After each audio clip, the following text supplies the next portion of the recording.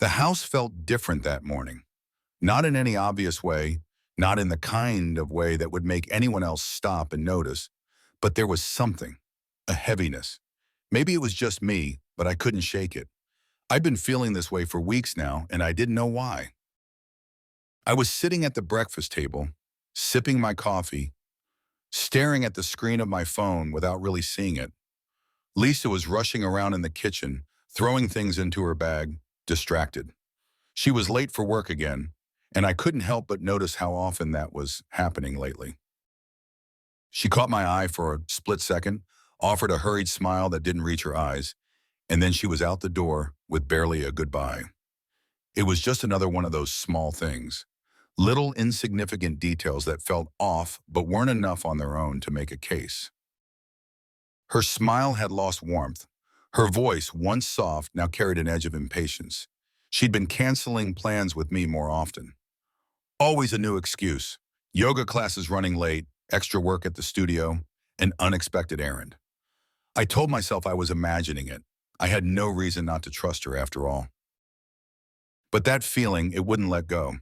That morning I shrugged it off, like I had been doing for weeks. I had work to do, a few emails, a conference call. I buried myself in it. But no matter how much I tried to focus, my mind kept drifting back to Lisa. To the odd tension that had started to settle in between us. We used to be in sync. I knew her routine like I knew my own. But lately it felt like I was living with a stranger. She changed the passcode on her phone without mentioning it. I'd noticed that a few nights ago. I asked her about it casually and she brushed it off, claiming she'd forgotten to tell me. That was the first time the seed of doubt took root, but I didn't press. What would I even say? Later that afternoon, when she texted me to say she'd be late for dinner again, I stared at the message for too long. Another yoga class, she said. That's when I started replaying all the times in the past few months she'd canceled on me. At first, it had seemed normal. Life gets busy. We're both working. But now it was a pattern, and patterns meant something. I didn't respond to her text. I didn't know what to say. As the days passed, the signs became harder to ignore. She was always careful with her phone, but lately, it never left her side. Every time a message came through, she would glance at it, smile, an unconscious smile, and then tuck her phone away like she was hiding something. At night, when we lay in bed, she'd be just a few inches away, scrolling through her phone in the dark. I couldn't see what she was looking at, and I never asked. I thought about confronting her, but what would I say? Hey, Lisa, I've noticed you've been acting different. Do you have something to tell me? It sounded absurd in my head, and I wasn't sure I was ready to hear her answer. Maybe it was nothing. Maybe it was all in my head. I decided to wait. I needed proof. Without it, I would look paranoid, irrational even. I wasn't going to accuse her without knowing for sure. So I started watching. Little things. Like how she would take extra care to dress up on certain days, always when she wasn't supposed to be meeting anyone important. Her perfume was stronger, lingering longer in the air after she left the house.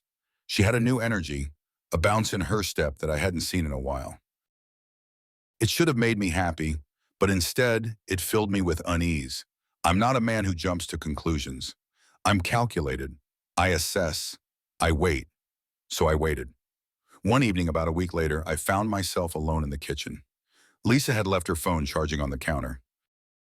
She was in the shower, the sound of running water filling the house. Her phone lit up with a message. My heart thudded in my chest. I knew I shouldn't look. I didn't want to be that guy, the guy who invades his wife's privacy because of some baseless suspicion. But something pushed me forward. I glanced at the screen just for a second. It was from someone named M. The message was brief, a simple, can't wait for tomorrow, but it hit me like a punch to the gut. My hand tightened around the counter's edge, my knuckles turning white. I stepped away before I could do anything stupid, like unlock her phone and read the rest of the conversation. I wanted to. God, I wanted to. But I couldn't do it. Not yet. The next morning, I left for work earlier than usual, but my mind wasn't on my tasks. It was on that message. I knew who M was. Mark, our neighbor. He and Lisa had been friendly for years, and I never thought anything of it. He was married, after all, and we'd had him and his wife over for dinner countless times. But now I couldn't shake the feeling that something wasn't right. I went through the motions of my day, but everything felt distant, disconnected.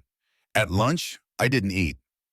I just sat in my car, staring out the window, playing out every possibility in my mind. Was I overreacting? Was it possible there was an innocent explanation for all this? Or was I just in denial, refusing to see what was right in front of me? When I got home that night, Lisa wasn't there. She'd texted earlier saying she had to work late again. The house was too quiet, too empty. I sat on the couch staring at the door, waiting for her to come home. I didn't even turn on the TV. Hours passed, and with each passing minute, my suspicion grew darker, heavier.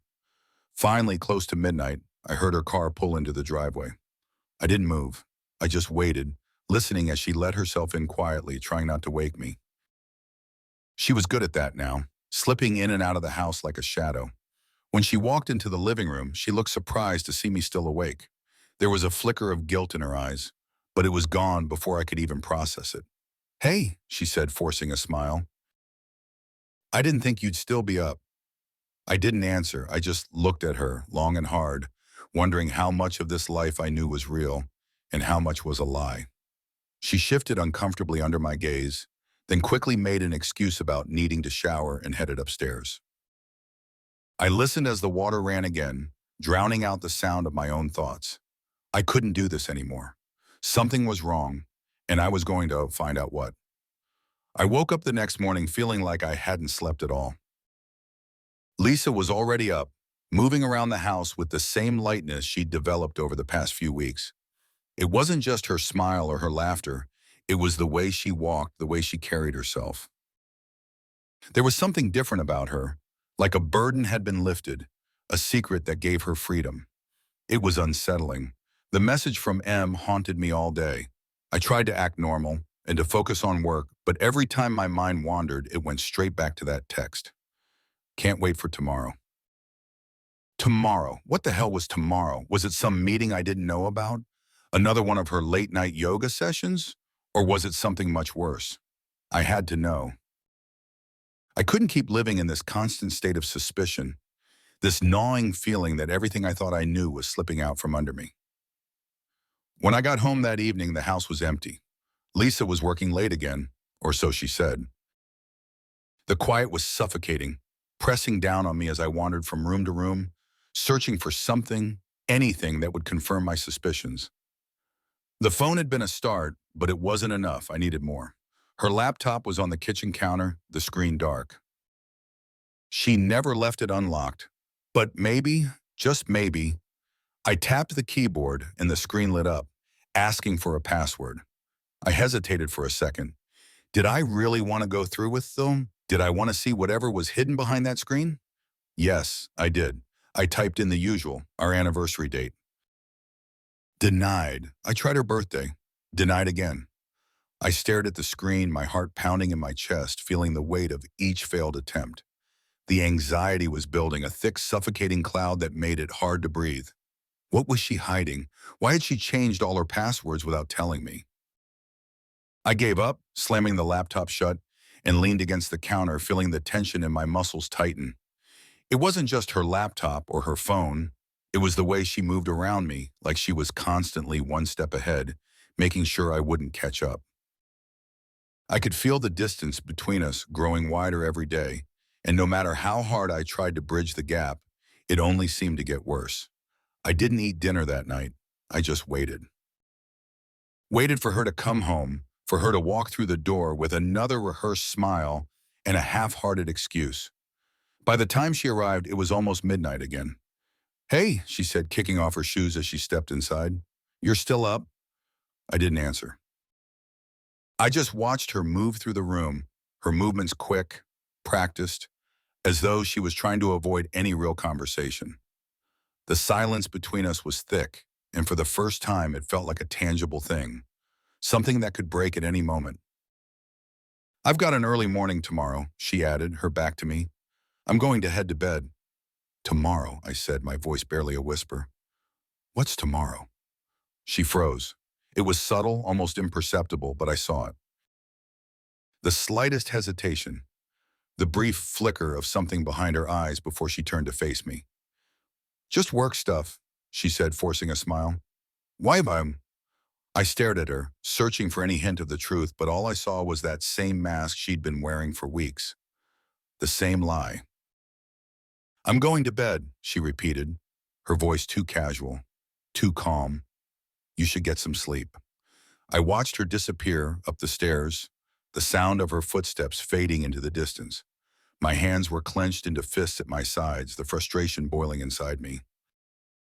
Every fiber of my being screamed at me to follow her, to to confront her, to demand the truth. But I didn't move. I couldn't. Not yet. Instead, I sat in the dark, waiting for sleep to take her. Waiting for the quiet. It was almost 2 in the morning when I finally made my move. The house was silent. The only sound the soft hum of the fridge in the kitchen. I slipped out of bed, careful not to wake her, and crept downstairs to the living room. I had to find out what tomorrow meant. Her phone was charging on the counter, the screen dark. I glanced over my shoulder, half expecting her to come down at any moment, but the house remained still. I picked up the phone, the cool metal slick in my sweaty palm, and stared at the screen. Another lock. But this time I was ready. I'd watched her enough to know the new passcode. I punched in the numbers quickly, and the phone unlocked. My heart pounded in my chest as I navigated to her messages, my hands trembling. There it was. M. I tapped on the name, the thread of messages opening before me like a dam bursting, flooding me with more than I ever wanted to see. It wasn't just one message. It was dozens. Hundreds. Plans. Meetings. Secret rendezvous. My breath caught in my throat as I scrolled through the endless sea of betrayal. The details were explicit, the kind of thing that turned my stomach. They'd met at hotels, his house, even when I was away on business trips. All of it right under my nose. Tomorrow, that was the final blow. They were meeting again tomorrow. I stared at the message, the bile rising in my throat. I didn't know whether to scream, cry, or smash her phone to pieces. Every instinct in me wanted to storm upstairs, drag her out of bed, and make her confess right then and there. But I didn't. I wouldn't give her the satisfaction. I put the phone back down, my mind racing, trying to process what I'd just seen. I couldn't think straight. I felt like the ground had been ripped out from under me, and I was free-falling into something dark and endless. I left the house. I didn't even bother grabbing my keys. I just needed air. I needed to be anywhere but here. The night was cold and sharp against my skin as I stepped out into the street. The neighborhood was quiet, the kind of peaceful silence that mocked me as I stumbled down the sidewalk, aimless. I must have walked for miles, my mind replaying every single moment over and over, trying to make sense of it all. How long had this been going on? How had I missed it? Was I really that blind? That stupid? I stopped in the middle of the street, my hands on my knees as I bent over, gasping for breath. My chest felt tight, like I couldn't get enough air. The anger was there, burning, but beneath it was something deeper. Something worse, betrayal. I had built a life with this woman. I had trusted her with everything, and she had thrown it all away like it meant nothing. All those nights we'd spent together, the promises we'd made, the future we'd planned. It was all a lie. I straightened up, staring at the empty street around me. I wasn't blind anymore. I wasn't stupid. I turned and started walking back to the house, my steps steady, my mind focused. I wasn't going to confront her now. No, I was going to wait, plan. I wasn't some impulsive fool. I had to be smarter than that. I slipped back inside quietly, the cold air still clinging to me as I stood in the dark, staring up at the bedroom where Lisa slept soundly, unaware that her world was about to shatter. Tomorrow would be their little secret, but I would be ready. I would follow her, watch them, and when the moment was right, I would strike. Not with anger, not with some mindless outburst. No, I would dismantle their lives piece by piece, just like they had done to mine. I could almost feel the weight lifting off me as I stood there in the dark, a clarity settling over me. I knew what I had to do now. The anger was still there, burning like a low flame, but it wasn't uncontrollable. It was focused, controlled. Revenge wasn't something to be rushed. It had to be savored.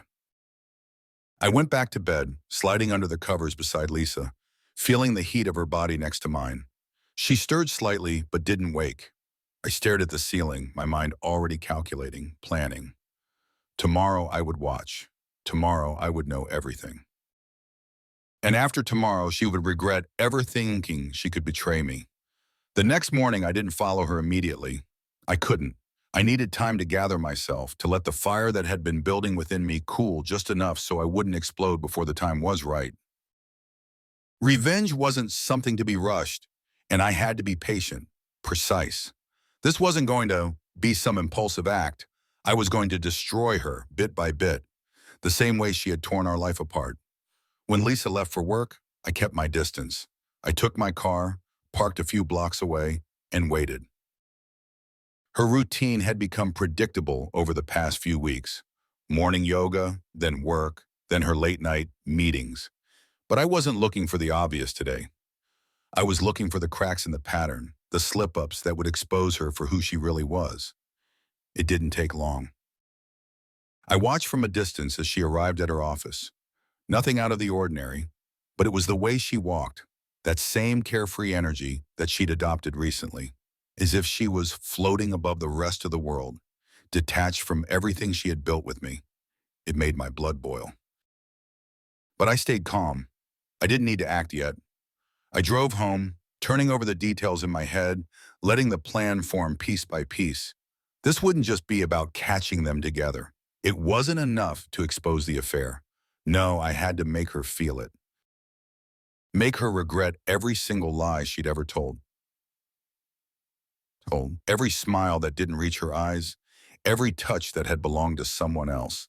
And I would start by taking away everything that mattered to her. That night, she came home late again. I didn't question her. I couldn't let her know that I was on to her. I smiled through the lies, kissed her goodnight like I always did, but the weight of it all was suffocating. I could barely stand to look at her, knowing what she'd done, what she continued to do. It was like a poison in my veins, slowly eating away at any trace of the man I had been before all of this. The next few days passed in a blur. I spent every waking moment thinking about how I would do it, how I would dismantle her life the way she had dismantled mine. I wanted to take away the things she loved, the things she cared about, her comfort, her friends, her future. But first, I needed to make sure she had no idea what was coming. I filed for divorce without warning. No confrontation, no dramatic scene. Just a cold, efficient move that would set the stage for what was to come. I contacted a lawyer, made sure every legal angle was covered. I wasn't going to leave her any room to fight back. Every asset, every joint account, we would divide everything, but I would make sure she got the bare minimum. She wouldn't see it coming. Lisa barely seemed to notice the shift. She went about her days as if nothing had changed, still smiling that fake, carefree smile, still slipping away at night for her secret rendezvous with Mark. She probably thought she had me fooled, that I was just too busy with work to notice what was happening right under my nose. But I was watching. Every move she made, every step she took, it was all feeding into the plan. The divorce papers were the first real blow. I served them to her one evening when she came home late, her hair still damp from whatever lies she had been telling herself that day. The look on her face was priceless. Confusion, disbelief. She didn't say anything at first, just stared at the envelope in her hand like it was some kind of mistake. "What is this?" she asked, her voice small. I didn't answer. I just watched her, waiting for the reality to sink in. Her world was about to collapse, and she had no idea just how bad it was going to get. "Paul, what is this?" she repeated more forcefully this time. "It's exactly what it looks like," I said, my voice cold, distant. "We're done." She blinked, her eyes wide with shock. "Done? You're filing for divorce? Just like that?" I didn't respond. There was nothing more to say. The look on her face told me everything I needed to know. The panic was setting in, the realization that she was about to lose everything. She tried to fight it at first, of course. She insisted we could work things out. that it wasn't what I thought, that we could go to counseling or take some time apart. But I wasn't interested in hearing her lies anymore. I didn't care about her excuses or her pleas for another chance. The papers were just the beginning. The next move was more personal. I froze her accounts, cutting her off from any money she had access to.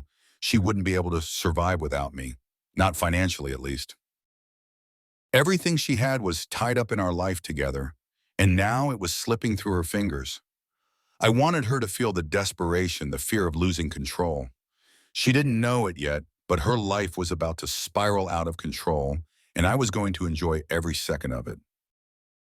I started to manipulate our friends, slowly, carefully. I planted seeds of doubt in their minds, made them question her integrity, her loyalty. It wasn't hard. Most of them had already sensed the distance between us, the subtle cracks in our relationship.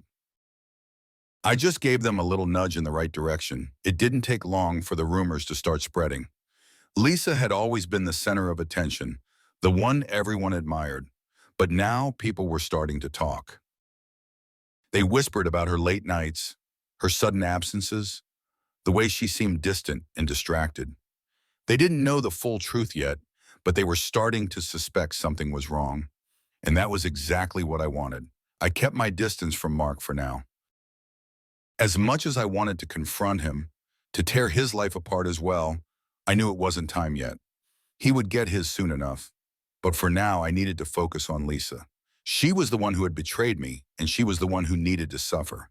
But I couldn't resist one small move against him. It was too easy, too satisfying. I contacted his wife, anonymously, of course. I sent her everything I had, every message, every detail of their affair. I didn't need to say anything. The evidence spoke for itself. The fallout was immediate. Mark's wife filed for divorce the next day. She kicked him out of their house, and the scandal spread like wildfire through the neighborhood. It was perfect. I didn't even have to lift a finger to watch his life crumble. But this wasn't about Mark. Not yet. Lisa's life was unraveling slowly but surely. She tried to keep up appearances, tried to act like everything was fine, but I could see the cracks forming. She was losing control, and it was only a matter of time before she hit rock bottom. The divorce dragged on, but that was part of the plan. The longer it took, the more desperate she became. She was scrambling to hold on to whatever she could, but there was nothing left for her to grasp. Every day I watched her fall further into the pit she had dug for herself, and I savored every second of it. But the satisfaction wasn't enough. Not yet. I needed her to feel the weight of her betrayal in a way that words and papers couldn't convey. I wanted her to experience the same humiliation, the same gut-wrenching pain that I had felt when I found out what she had done. That's when I set the final phase of my plan in motion. Lisa thought she was meeting Mark in secret, that their affair was still hidden from the rest of the world. But I had been watching them, tracking their every move. I knew exactly when and where they would meet, and I was ready. The next time they arranged one of their little rendezvous, I made sure it wouldn't stay a secret for long. It was a simple setup, really. I hired a private investigator to follow them, to capture every moment of their affair on camera. The photos were damning. Lisa and Mark, together in a cheap hotel, their betrayal laid bare for the world to see. And that's exactly what I intended to do. The photos would be released soon, but not yet. I wanted to wait for the perfect moment, the one where she would be the most vulnerable, the most exposed. I wanted everyone to see her for who she really was. And when that moment came, I would be there, watching as everything she had left came crashing down around her. This wasn't just about revenge anymore. It was about control, power. I had taken everything from her, her money, her friends, her future, and now I was about to take the last shred of dignity she had left. I had become the architect of her destruction, and the final piece of the puzzle was almost in place. Revenge, they say, is a dish best served cold. But I didn't care about the temperature. I cared about the precision, the satisfaction of watching her fall, step by agonizing step. And I was ready to watch her fall, all the way down. The trap was set. I'd chosen the perfect occasion, Mark's 50th birthday party, a public setting filled with all the right people. his colleagues, their mutual friends, even family. It was an event meant to celebrate him, to bask in the image of his success and charm, the kind of man who'd spent years building a reputation as the perfect neighbor, husband, and friend. I had watched him bask in that glow for long enough. Lisa didn't know I had orchestrated the whole thing. She thought this was just another affair behind closed doors, her dirty little secret. She thought I was blind, too consumed with work and apathy to notice.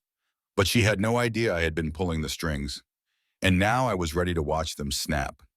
The night of the party, I arrived early. I wanted to see every detail unfold, to feel the tension building as I wove my plan into place. The party was being held at a country club, a luxurious venue that screamed wealth and sophistication, the perfect backdrop for the fall of two lives so meticulously crafted around appearances. I lingered on the periphery, blending into the crowd, waiting.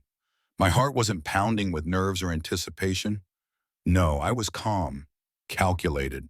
This was exactly where I needed to be, doing exactly what I'd planned for months. Lisa arrived just after the guests had settled in, fashionably late as always, her confidence glowing as she entered the room. Her dress was sleek, black, and seductive, the kind of thing she used to wear for me. I watched her scan the crowd, her eyes searching until they locked onto Mark. They shared a brief, knowing glance, a secret exchange that made my skin crawl. They thought they were clever, thought no one would ever know. They were wrong. I waited, allowing the night to build. Lisa made her rounds, laughing, charming, the social butterfly she'd always been. I could see the mask she wore, the way she maintained her facade of innocence. Mark played his part too, the beloved man of the hour, shaking hands, receiving congratulations. But beneath it all, the tension was growing. He didn't know it yet, but the ground was shifting beneath his feet. As the evening progressed, I watched them slip away together. They thought no one noticed, that their little rendezvous was just another secret to be tucked away. But I had planned for this, accounted for every detail. They weren't going to get away this time. I followed them at a distance, my steps careful, deliberate. They moved through the hallway, laughing softly as they disappeared into one of the side rooms. An office, perhaps. It didn't matter. I knew what they were doing. I had seen it all before. I paused outside the door, listening to the low murmur of their voices. The sound of it made my blood run cold, but I didn't let it show. I had to remain in control. This was my moment, and I wasn't going to let it slip away. I pulled out my phone, the camera feed from the hidden devices I'd planted earlier, showing me everything I needed to see. I wasn't going to confront them directly. No, that was too easy, too predictable. Instead, I was going to destroy them the way they had destroyed me, publicly, completely, without mercy. With a few quick taps, I sent the live feed to the main event room. The screens that had been set up to show a slideshow of Mark's life, his achievements, and the adoring messages from friends and family, those screens now displayed something else. The guests in the main room gasped. Some shouted in disbelief as the image of Mark and Lisa, entwined in their illicit embrace, flashed across the screens for all to see. The room erupted into chaos, the whispers turning into a roar as the truth became undeniable. I stepped back into the shadows, watching the pandemonium unfold. Mark's wife, pale and trembling, stood frozen at the center of it all, her eyes locked on the screen. She didn't need to say anything. Her world had shattered in front of everyone she knew. And Lisa? Well, she was about to face the same fate. It didn't take long for someone to burst into the office where Mark and Lisa were hidden, oblivious to the world outside. I heard the door crash open, followed by the gasps, the horrified voices as they realized what had happened. They stumbled out, clothes hastily adjusted, faces flushed with the shame they couldn't hide anymore. I stayed just out of sight, savoring every second. The betrayal they had kept hidden for so long was laid bare for everyone to see. The looks of disgust, the judgment from people who had once adored them, it was all playing out just as I had imagined. And Lisa, the woman who had once stood beside me, now looked like she was about to crumble under the weight of it all. She spotted me then, her eyes locking onto mine from across the room. For a moment, she looked like she might collapse, her legs barely holding her up as the realization of what I had done washed over her. The betrayal in her eyes was palpable, as if she couldn't comprehend how I had orchestrated all of this. But I didn't flinch. I didn't feel any sympathy. She had made her choice, and now she was paying the price. Mark, on the other hand, was frantic, trying to explain himself, to justify the unjustifiable. His voice was drowned out by the murmurs of disgust and the accusatory stares that followed him wherever he moved.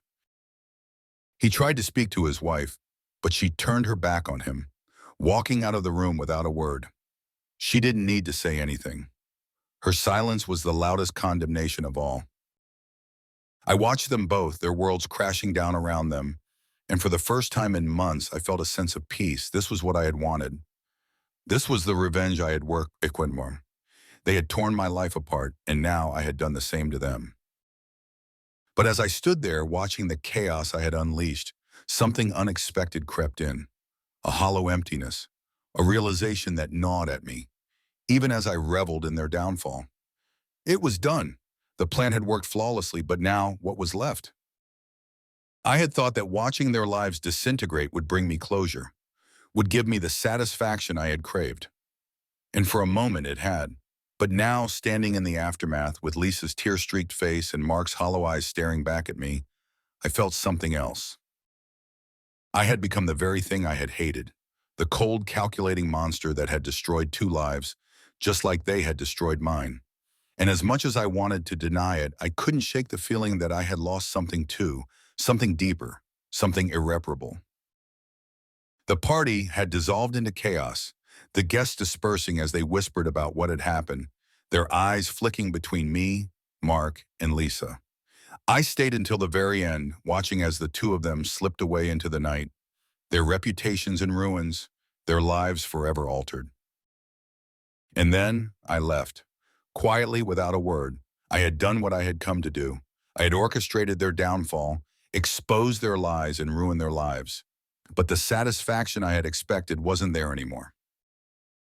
It had been fleeting, a brief moment of triumph followed by the cold, hard reality of what I had become.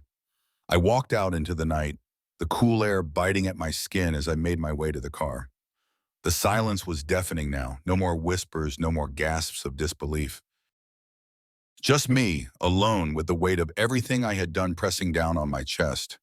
I drove home in silence, the road stretching out in front of me like a dark, endless void. And as I pulled into the driveway, the house looming before me like a monument to the life I had once known, I realized that there was no going back. I had won. I had taken my revenge, but at what cost? I stepped inside, the quiet of the house wrapping around me like a shroud.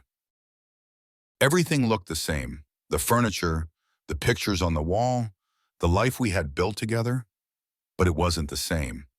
It would never be the same again. I stood in the living room, staring at the space where Lisa and I had once shared our lives, where I had caught her in her betrayal, where everything had started to unravel.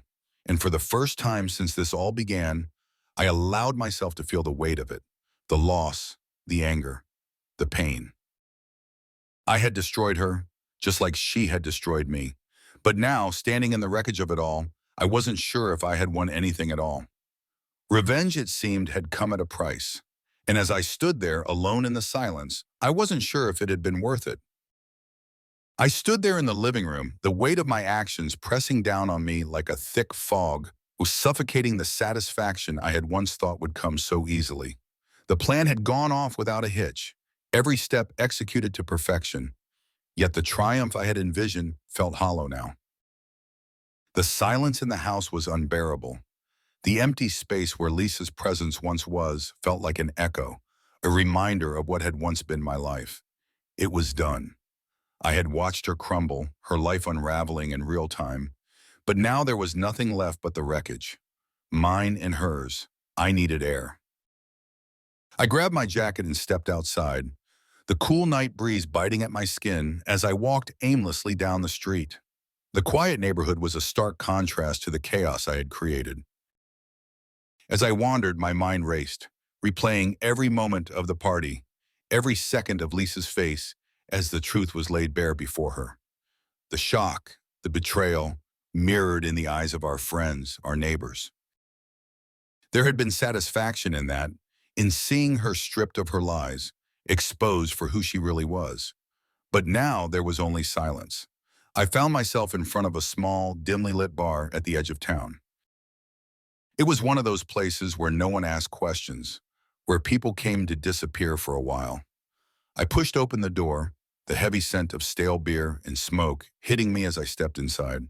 The bartender nodded at me, recognizing the look of a man who needed a drink without asking why. I slid onto a stool and ordered whiskey. As the amber liquid burned its way down my throat, I allowed myself to drift, to let the numbness take over. But the truth wouldn't leave me alone. I had thought this would be the end, that once I had destroyed her, I could move on, start fresh.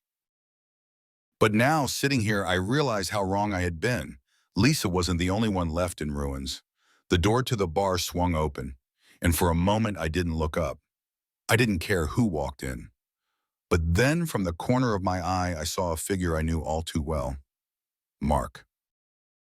He hadn't seen me yet, but I recognized the slouch in his shoulders, the way he shuffled in, beaten down by the events of the night. He looked just as hollow as I felt.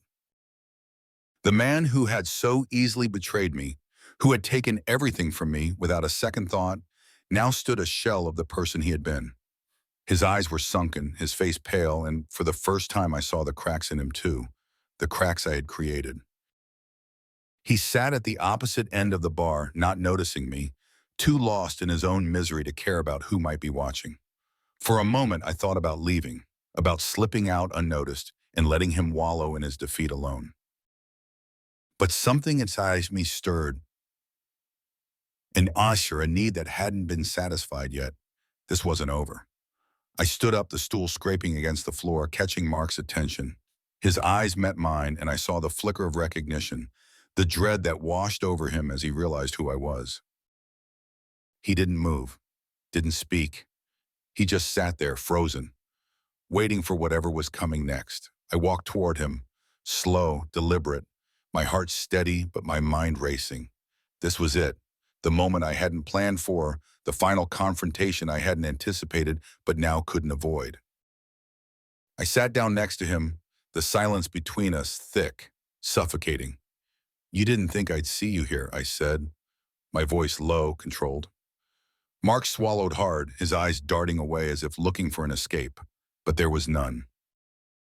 "Paul, His voice was weak, pathetic, the confidence he had once displayed in front of Lisa now stripped away. "I thought we should have a little chat," I said, cutting him off, man to man. He looked at me then, really looked at me, and I saw the fear in his eyes. The same fear I had felt the day I discovered his betrayal, the same fear I had carried with me as I planned my revenge. Now it was his turn to feel it. "I didn't," he began, but I held up a hand to stop him. "Don't," I said sharply. "Don't insult me by pretending you didn't know exactly what you were doing." Mark flinched, his body recoiling as if my words had struck him physically. He glanced around the bar, but no one was paying attention. It was just us, locked in this moment. "I made a mistake," he muttered, his voice barely audible. I never meant for it to go this far." I laughed then, a short, bitter sound. "A mistake? You think that's what this was? A mistake?" I leaned in closer, my voice dropping to a dangerous whisper. "You didn't make a mistake, Mark. You made a choice. You made a choice to betray me, to destroy everything I had built. And now you're going to live with that." His breath hitched, and I could see the panic rising in him.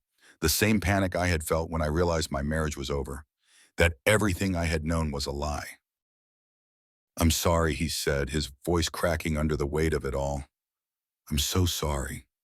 I stared at him, the words hanging between us, and for a moment I wondered if I should feel something, anything, anger, pity, satisfaction. But there was nothing, just emptiness. "You think sorry is enough?" I asked, my tone sharp, cutting through the fragile apology he had offered. "You think that fixes what you did?" Mark shook his head, his eyes downcast. He didn't have an answer, And I wasn't looking for one. I wasn't sure what I wanted from him. Maybe nothing. Maybe just this, to see him broken, just like I was. I stood up, the tension between us snapping like a frayed wire. I looked down at him one last time, the man who had been at the center of my life's collapse, and I realized something. He wasn't worth it. He wasn't worth the anger, the hatred, the time I had spent tearing him and Lisa apart. He was just a man, pathetic, small, and inconsequential. "You're nothing," I said quietly, "and now you'll live with that." I turned and walked out of the bar, leaving him behind, leaving it all behind.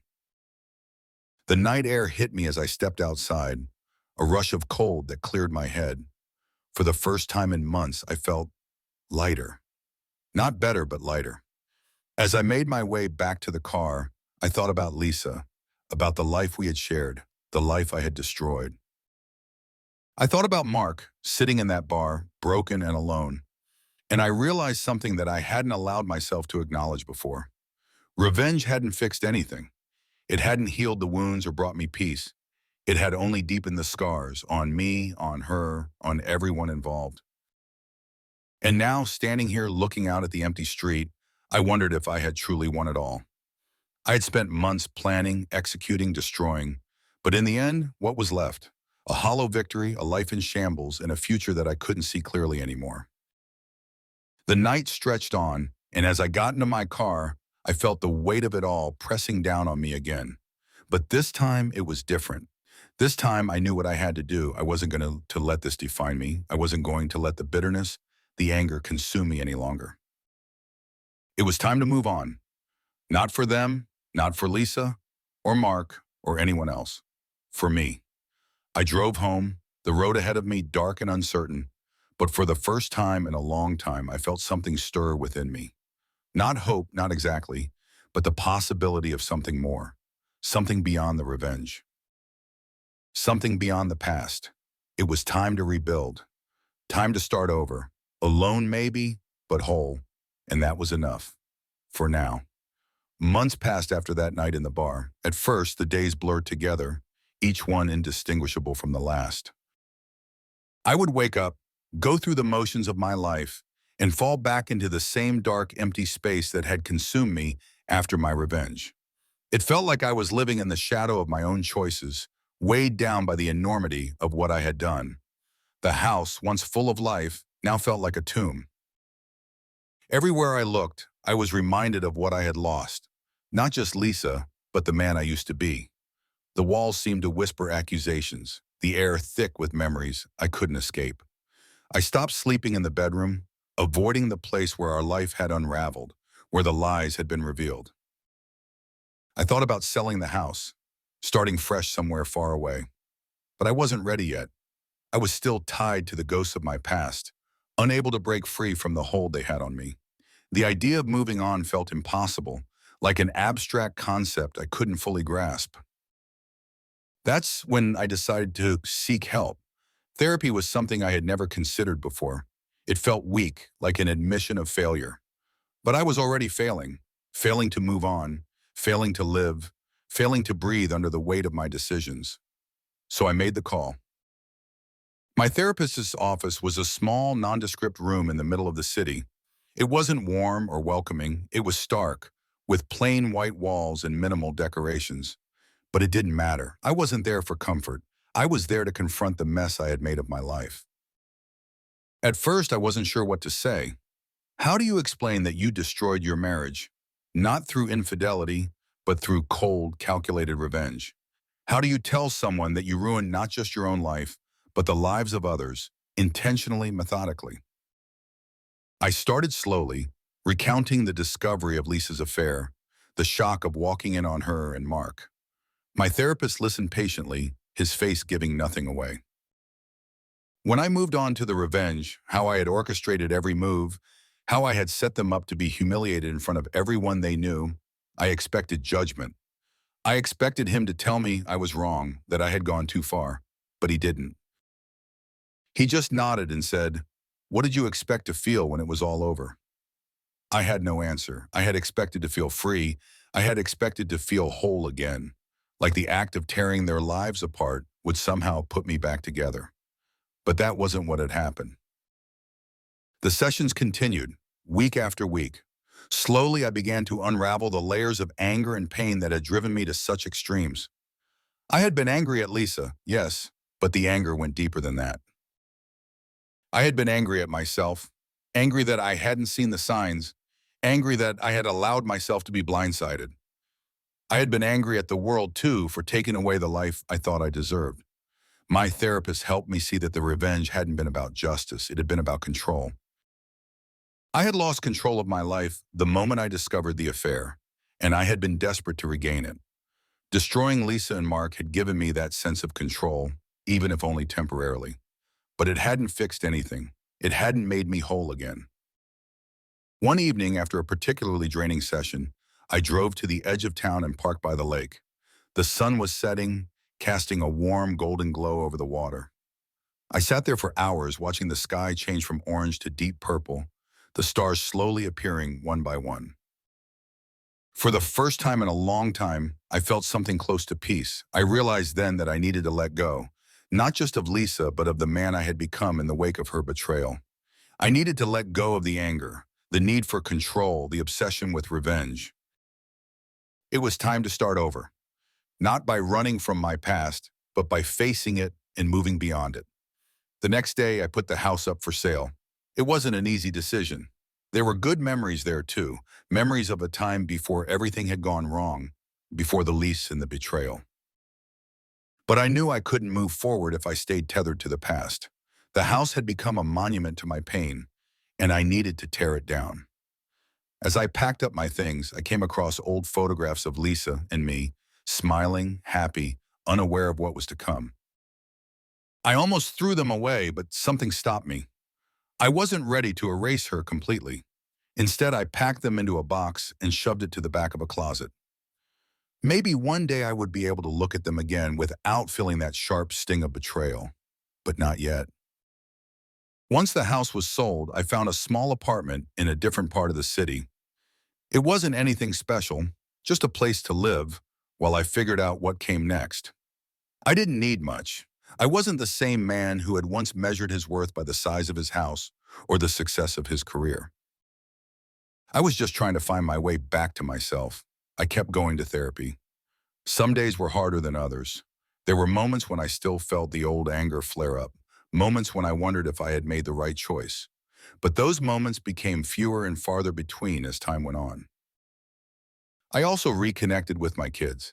It hadn't been easy. My obsession with revenge had driven a wedge between us. But slowly we began to rebuild our relationship. It wasn't perfect, and I knew I had a long way to go to earn their trust again, but I was willing to put in the work. And then one day I got a call from Lisa. I hadn't spoken to her since the night of the party. I had left her to pick up the pieces of her life, just as I had been forced to pick up mine. When I saw her name on my phone, I almost didn't answer.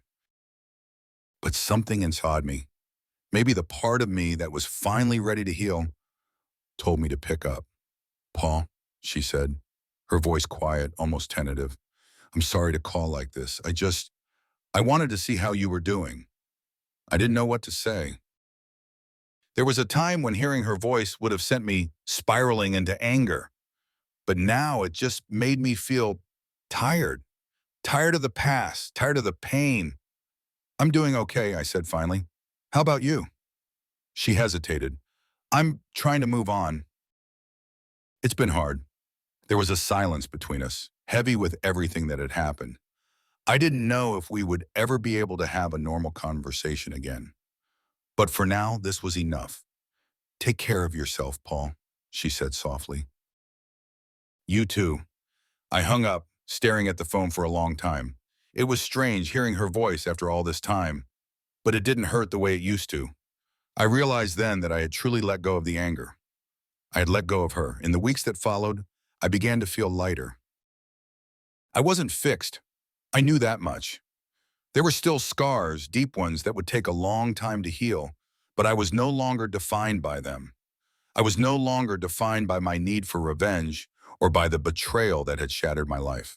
I was just Paul. As the days turned into months, I started to think about what came next. Maybe I would leave the city, start fresh somewhere else. Maybe I would stay and try to build a new life here. I didn't know yet, but for the first time in a long time, I wasn't afraid of the uncertainty. I had spent so long chasing revenge, thinking it would bring me closure. But now I understood that closure wasn't something you found in someone else's destruction. It was something you found within yourself, in the quiet moments of acceptance. And as I stood at the edge of the lake once more, watching the sunset paint the sky in shades of gold and pink, I realized that I was finally ready to move forward. Not with anger, not with regret, but with the hope that maybe, just maybe, I could find peace. And that was enough. For now.